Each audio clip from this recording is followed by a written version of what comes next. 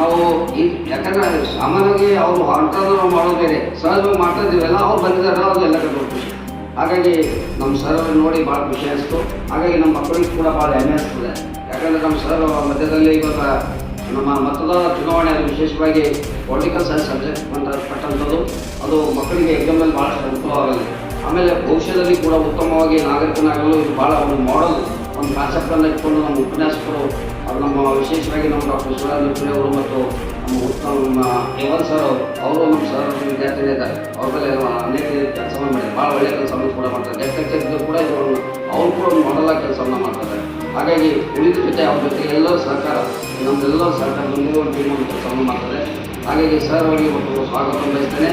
ಈ ಆರಂಭದಲ್ಲಿ ಸರ್ ಹೆಂಗೆ ಈಗ ಎಲೆಕ್ಷನ್ ಚುನಾವಣೆ ಇಟ್ಕೊಳ್ಳೋದು ಚಾಲನೆ ಕೊಡಬೇಕು. ಅದಕ್ಕಿಂತ ಪೂರ್ವದಲ್ಲಿ ಸರ್ ಅಂದರೆ ಹೆಂಗಂದ್ರೆ ಈಗ ಎಲೆಕ್ಷನ್ ನಡೀತದೆ, MP ಎಲೆಕ್ಷನ್ ಆಗ್ತದೆ. ಹಾಗಾಗಿ IAS ಆಫೀಸರ್ಗಳನ್ನು ನೇಮಕ ಮಾಡ್ತಾರೆ. ಅಬ್ಸರ್ವ್ ಮಾಡೋಕ್ಕೆ ಖಾಲಿ ಅವ್ರಿಗೆ ಏನು ಮಾಡೋದಿಲ್ಲ, ಅವರು ಅಬ್ಸರ್ವ್ ಮಾಡ್ತಾರೆ ಚುನಾವಣೆ ಹೆಂಗಾಗ್ತದೆ ಅಂತ ಹೇಳಿ.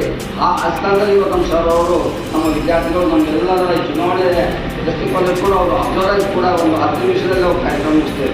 ಹಾಗೆ ಅಬ್ಸರ್ವ್ ಆಗಿ ಅವರು ಕೂಡ ವೀಕ್ಷಣೆಯನ್ನು ಮಾಡಬೇಕಂತ ಹೇಳಿ ಅವರಲ್ಲಿ ವಿನಂತಿ ಮಾಡ್ಕೊಳ್ತೀನಿ.